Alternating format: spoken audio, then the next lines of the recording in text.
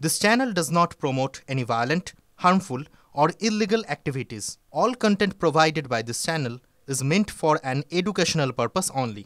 Top quality और consistent performance के लिए सिर्फ सिल्वर पंप नाम याद रखना।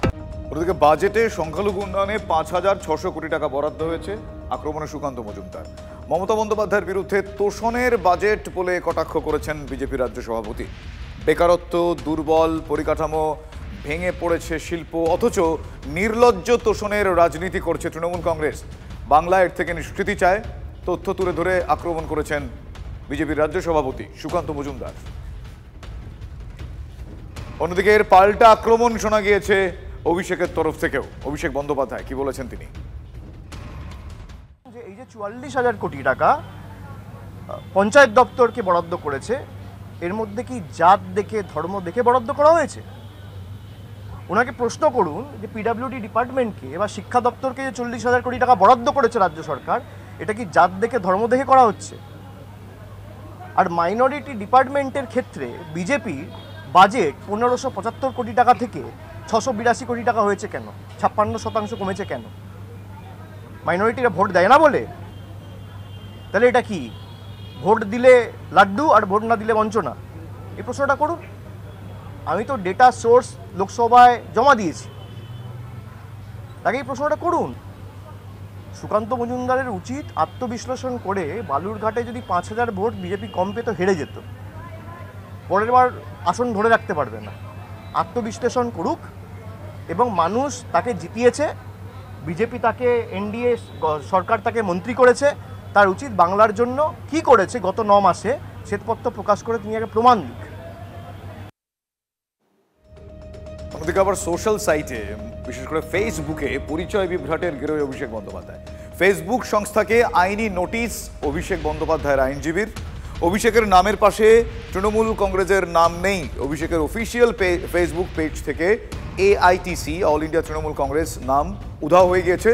সর্বভারতীয় সাধারণ সম্পাদক লেখা থাকলেও তৃণমূল কংগ্রেসের দলের নাম, লোগো উল্লিখিত নেই।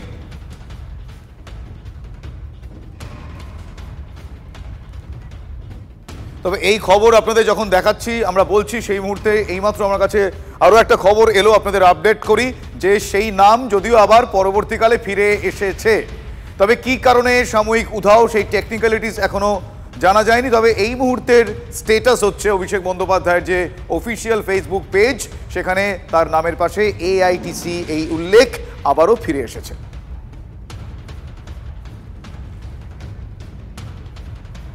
নারকেলডাঙ্গায় অগ্নিকাণ্ড এবং তারপরে আপনাদের মনে আছে মেয়রকে ঘিরে বিক্ষোভ। কেন বিক্ষোভ? মেয়র চলে যাওয়ার পর থানার সামনে কেন একটা বচসার পরিস্থিতি তৈরি হয়েছিল? তৃণমূল কাউন্সিলর শচীন সিং কেন করেছিলেন এই অভিযোগ?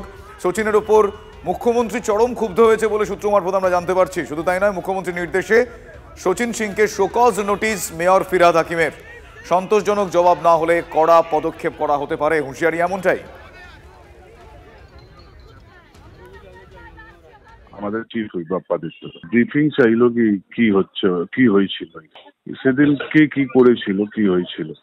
হ্যাঁ, মেয়রের সামনে এরকম ঘটনা কে করেছিল? হ্যাঁ, উত্তর তো কি হয়েছিল আমাকে তো বলতেই হবে। এরা বেশিরভাগটাই অনুপ্রবেশকারী, তাদের কাছ থেকে টাকা নিয়ে নিয়ে এই বস্তিগুলো বসানো হয়েছে এবং বলতে গেলে বাৎসরিক একটা অগ্নিকাণ্ড এখানে হয়। হ্যাঁ, এবং এই অগ্নিকাণ্ড হওয়ার কারণে, বারবার ঘটনা ঘটার কারণে এবং এই অনুপ্রবেশকারীদের আটকাতে ওখানকারই একদল, তারাও তৃণমূল করে, তারা এটা নিয়ে সক্রিয় হয়। হায়দার বলে ওদের একজন নেতা আছে। কারণ তার উদ্দেশ্যটা আবার যে আপনি ভাববেন মহৎ, তা নয়। শচীন একা খেয়ে যাচ্ছে, সে কিছু পাচ্ছে না, সেই কারণে সে নিজে উদ্যোগী হয়, সে মেয়রকে ধরে এবং বিভিন্নভাবে সে চেষ্টা করে ওখানে একটা গার্ডেন মতো বানায়। ওই গার্ডেনের এলাকাটা বাদ দিয়ে শচীন বাকিটা বেঁচেছে। এই নিয়ে দুপক্ষের রাগ। রাষ্ট্রপুঞ্জের যে রিপোর্ট, সেই রিপোর্ট বিতর্কে এবার আরো মরিয়া ইউনুস। রাষ্ট্রপুঞ্জের মানবাধিকার কমিশনারের যে রিপোর্ট, সেই রিপোর্টের ৬ নম্বর চ্যাপ্টারে একটা বিস্ফোরক তথ্য। অভিযোগ, এইসব রিপোর্ট আড়াল করতে বাংলাদেশি সংবাদ মাধ্যমকে স্পষ্টভাবে হুঁশিয়ারি দিয়েছে মোহাম্মদ ইউনুস সরকার। রিপোর্টের ২২০ নম্বর পয়েন্টে এক নারীর ধর্ষণের করুণ কাহিনী উল্লেখ। হাসিনা সরকারের পতনের পরে অগ্নিগর্ভ বাংলাদেশের ভয়ঙ্কর তথ্যই মানবাধিকার কমিশনের রিপোর্টে রয়েছে। সেই রিপোর্ট সামনে এলে ইউনূসের সরকারের আরো ভয়ানক রূপ নাকি বেরিয়ে পড়বে। গণমাধ্যমের মুখ বন্ধ করে পরিস্থিতি সামলাতে চাইছে ইউনূস, এমনটাই আওয়ামী লীগের অভিযোগ।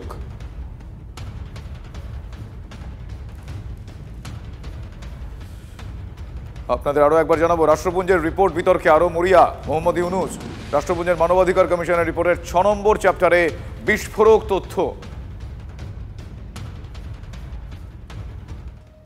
বিশ্বমঞ্চে আবারও এই ইউনূস সরকারের মুখ পুড়ল, মুখোশ খুলে গেল ইউনূসের।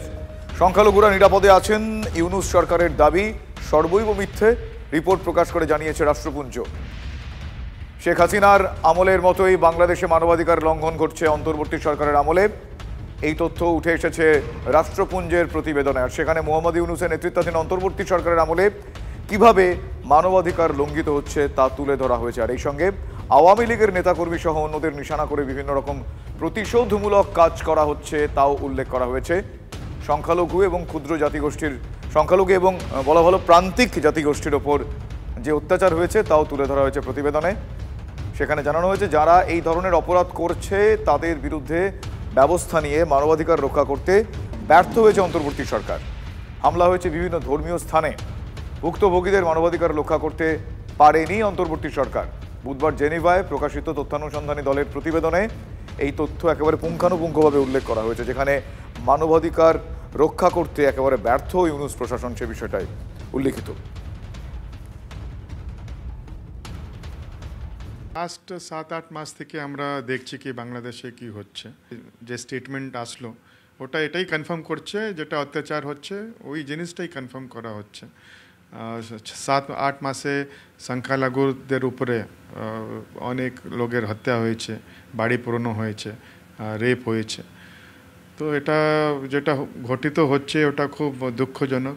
ব্রিটিশ পার্লামেন্ট থেকে নিয়ে আমেরিকা থেকেও সেনেটররা, বড় বড় পলিটিশিয়ানরা এটা নিয়ে চিন্তিত রয়েছে। আমরা এটাই আশা করব কি বাংলাদেশের সংখ্যালঘুর উপরে যেটা আক্রমণ হচ্ছে ওটা এখন থামবে।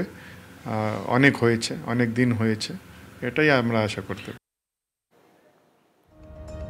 মুখ রক্ষার্থে ইউনূস আরো মরিয়া। কিছুক্ষণ আগে আপনাদের যেটা বলছিলাম, রাষ্ট্রপুঞ্জের রিপোর্ট বিতর্কে আরো মরিয়া মোহাম্মদ ইউনূস। রাষ্ট্রপুঞ্জের মানবাধিকার কমিশনের রিপোর্টের 6 নম্বর চ্যাপ্টারে বিস্ফোরক তথ্য।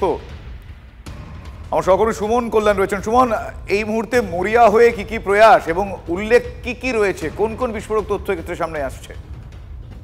দেখো, গতকাল যখন এই রিপোর্টটা সামনে আসে তখন কিন্তু ইউনূস তিনি কিন্তু স্পষ্টভাবেই স্বাগত জানিয়েছিলেন, কারণ বেশ কিছু বিষয় ছিল যেগুলো আওয়ামী লীগ সরকারের বিরুদ্ধে যাচ্ছিল।